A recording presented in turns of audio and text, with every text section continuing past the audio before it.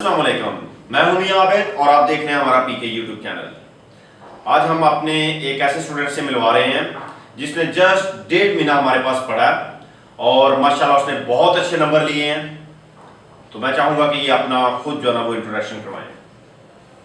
अस्सलाम वालेकुम, मेरा नाम उमर है, मैं शकरगढ़ से आया हूँ और कल सेकंड टाइम मेरा टेस्ट था। अल्हम्दुलिल्लाह सर की दुआओं अल्लाह के करम और फजल से मैंने 145 नंबर।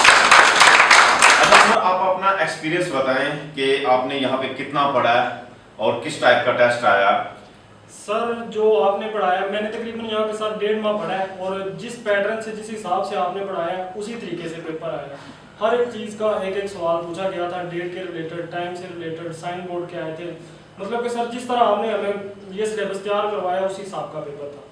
अच्छा, लिसनिंग में आपको कितने आपके क्वेश्चन सही हुए होंगे, आपको क्या लगता है? सर अल्हम्दुलिल्लाह अल्लाह के शुक्र से मुझे यकीन है कि पूरे 20 के 20 सही हुए होंगे।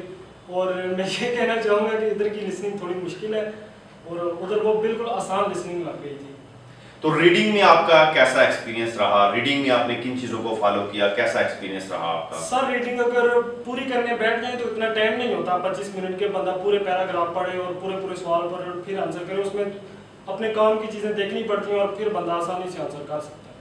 अच्छा, आप लिसनिंग का कुछ बता रहे थे कि लिसनिंग के कुछ सवाल मतलब टफ भी थे जिनकी समझ नहीं आई, लेकिन आपने उसमें उनको जो ना वो सॉल्व किया, वो कैसे, वो क्या था मामला? सर वो आपने जिस तरह हमें बताया हुआ था कि अगर फ्यूचर का टेंस आएगा तो वो किस तरह उसको आंसर देना है, पास्ट का होगा तो उसको किस तरह आंसर देना है और प्रेजेंट का होगा तो उसको। इसी तरह सर मुझे फ्यूचर के 2 सवाल आए हुए थे तो जाहिर सी बात है उसका फिर वो जवाब भी फ्यूचर में देगा, तो उस तरह मैंने वो सॉल्व किए थे। ठीक है।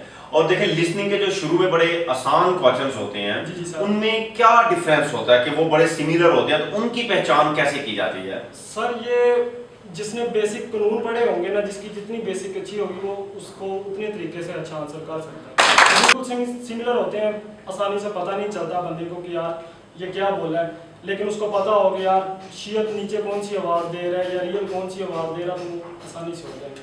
ठीक है। अच्छा उमर, आप ये बताएं कि जो मतलब जब आपका जो आपने टेस्ट दिया जी सर। तो उसमें आपके रीडिंग के जो कुछ क्वेश्चंस आए थे, जी सर। तो जो गो के आपने यहाँ पे डेफिनेटली नहीं पढ़े होंगे, लेकिन आपने बताया कि वो भी आपने हल किए हैं, तो उसकी क्या रीजन थी, किस पॉइंट से आपने जो है उनको हल किया?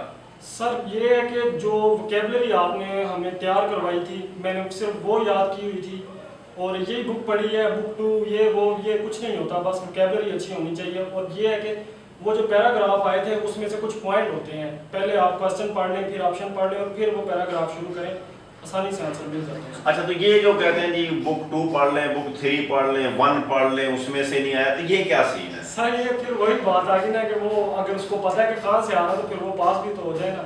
पास होने वाला बंदा कभी भी ये नहीं कहता कि यार फलां बुक से आया, उसको पता है जो मैंने वोकेबलरी तैयार की थी, जो मेरे सर ने करवाया उसी से आया। तो आप क्या समझते हैं कि अगर आपको पैटर्न का पता हो, अगर आपकी वोकेबलरी ऐसी हो और प्रैक्टिस ऐसी हो, तो फिर टेस्ट जो है ना वो क्लियर हो सकता है? हो सकता है सर। अच्छा, आपके उसमें कितने लोग जो है ना वो कितने लड़कों ने टेस्ट दिया आपके बैच में और कितने लोग जो है ना वो पास हुए? सर 80 लड़के और सारे प्रेजेंट थे और जिसमें से 7 लड़के पास हो गए। सिर्फ 7 लड़के पास हुए? सिर्फ 7 लड़के पास हुए। ठीक है, वेल डन। आप कोई मैसेज देना चाहें हमारे यूट्यूबर? सर मैं बिल्कुल देना चाहूँगा।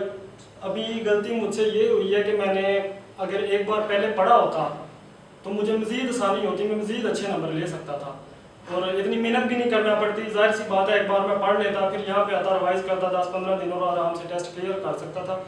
तो मेरी यही दरख्वास्त है सबसे कि एक बार अगर आप कोरिया जाना चाहते हैं तो सबसे पहले एक बार लाजमी पढ़ें।